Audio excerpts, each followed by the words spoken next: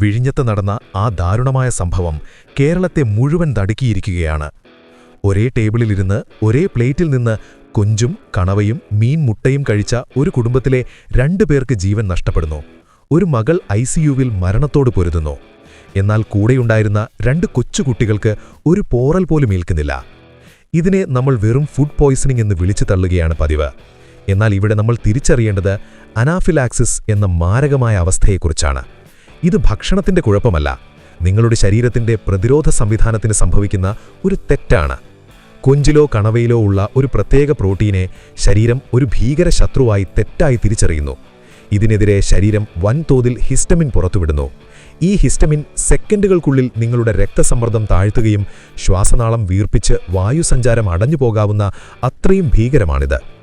വിഴിഞ്ഞത്തെ കേസിൽ മീൻ മുട്ട എന്ന വിഭവത്തിന് വലിയൊരു പങ്കുണ്ടാകാം. മീൻ മുട്ട ശരിയായ തണുപ്പിൽ സൂക്ഷിച്ചില്ലെങ്കിൽ അതിൽ സ്വാഭാവികമായി തന്നെ ഹിസ്റ്റമിൻ ലോഡ് വർദ്ധിക്കും. ഇതിനെയാണ് സ്കോംബ്രോയിഡ് റിയാക്ഷൻ എന്ന് വിളിക്കുന്നത്. അലർജിയുള്ള ഒരാൾക്ക് ഇത് ഇരട്ടി പ്രഹരമാണ്. കുട്ടികൾ രക്ഷപ്പെടുകയും മുതിർന്നവർക്ക് അപകടം സംഭവിക്കുകയും ചെയ്തത് അവരുടെ ഇമ്മ്യൂൺ സിസ്റ്റം ഈ ഹിസ്റ്റമിനോട് പ്രതികരിച്ച രീതിയിലുള്ള വ്യത്യാസം കൊണ്ടായിരിക്കാം. എങ്ങനെ തിരിച്ചറിയാം ഈ അപകടം? നിങ്ങൾ മുൻപ് എപ്പോഴെങ്കിലും കൊഞ്ചോ മീനോ കഴിച്ചപ്പോൾ വായയുടെ ഉള്ളിലൊരു ചൊറിച്ചിലോ തൊണ്ടയിൽ തടസ്സമോ ശരീരത്തിൽ തടിപ്പോ ഉണ്ടായോ? എങ്കിൽ അത് നിസ്സാരമായി കാണരുത്. അത് നിങ്ങളുടെ ശരീരം നൽകുന്ന ഫൈനൽ വാർണിംഗ് ആണ്. കുറച്ച് കഴിച്ചാൽ ഒന്നും സംഭവിക്കില്ല എന്ന ധാരണ മാറ്റുക. ഒരു തരി കൊഞ്ച് മതി നിങ്ങളുടെ ശ്വാസനാളം അടഞ്ഞു പോകാൻ. ഈ ദാരുണമായ മരണം നമ്മെ പഠിപ്പിക്കുന്നതൊരു പാഠമാണ്. അലർജി എന്നത് വെറും ചൊറിച്ചിലല്ല, അതൊരു മരണക്കെണിയാണ്. ഹോട്ടലുകളിൽ നിന്ന് ഭക്ഷണം കഴിക്കുമ്പോൾ ഫ്രഷ് ആണെന്ന് ഉറപ്പുവരുത്തുക. ലക്ഷണങ്ങൾ കണ്ടാൽ ഒട്ടും വൈകാതെ ആശുപത്രിയിലെത്തിക്കുക. നമ്മുടെ ശരീരത്തിന്റെ ഓരോ സിഗ്നലും നമ്മൾ ശ്രദ്ധിക്കണം.